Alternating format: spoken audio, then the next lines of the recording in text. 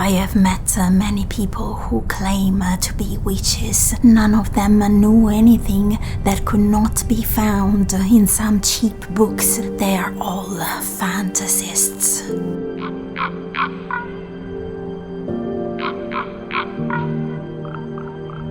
This is what in 2022 many think of us. They're still burning us with words of disdain, with cold, staring eyes, because we sang the ordinary into extraordinary, because we knew the words of all the songs they had forgotten. Those words were written in our blood and bones.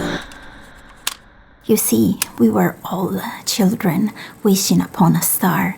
Our grandmothers held the orange peels over the flames during the winter season, and we loved that smell. It cleaned the air. We sang songs and poems like spells while we knotted the strings of colored beads.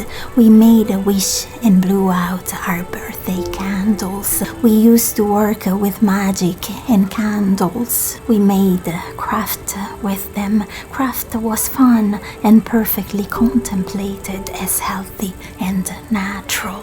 Many of us have kept that child alive in the treasure chest of the heart. Many others instead have forgotten, and that healthy craft became a practice of destructive magic outside of the accepted confines of culture.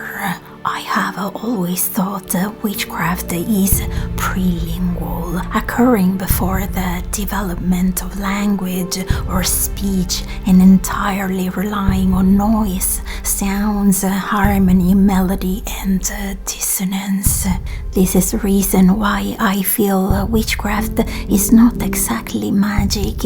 It is, in my opinion, proto-magic, where a sentient being is not really needed, because witches do not put any effort in binding the world and its mystery, in naming it, in controlling it, in asserting their will upon it.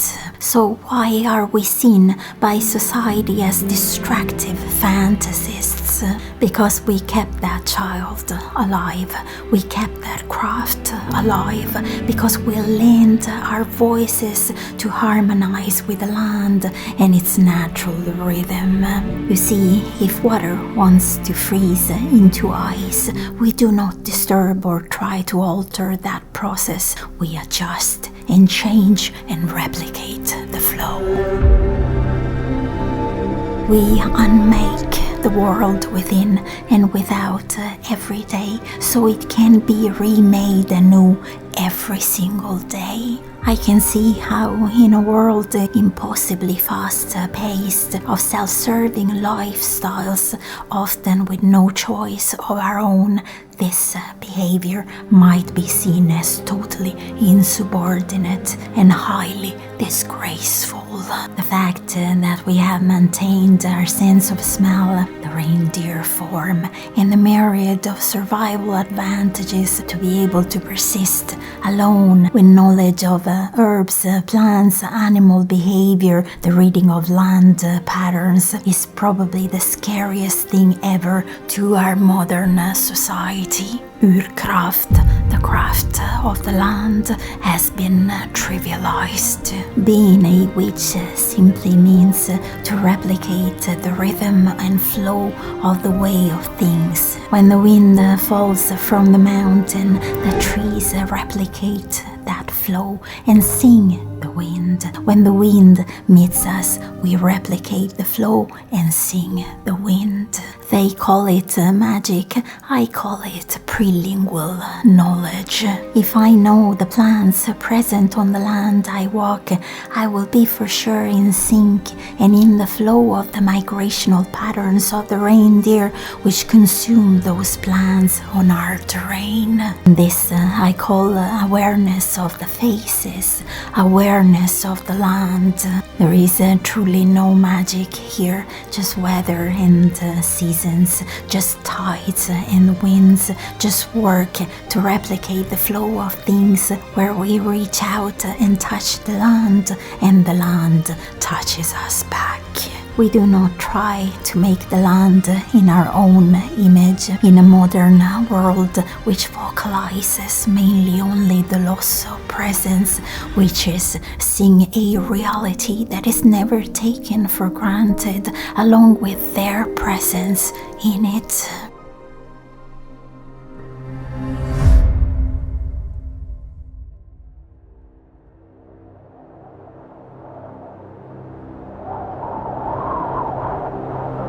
Some of us have traveled to the edges of the world to hear and replicate stories only the howling winds and the black tongues of ice could vocalize. In doing so, avoiding they would stay crystallized in folklore. Some of us never came back because we constantly need that connection with all the sources of support we get strength from. They made jokes of our very own fabric. Why do witches burn? Because they're made of wood. Yes, we are made of wood.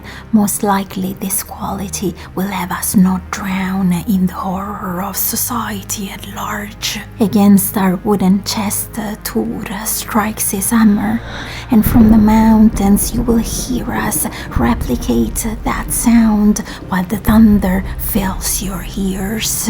We are the gusts from the gods, and the winds rage in our breath. Dressed in raven's feathers, we dance with the shadows of the trees. We do not fear thunder and icy waters.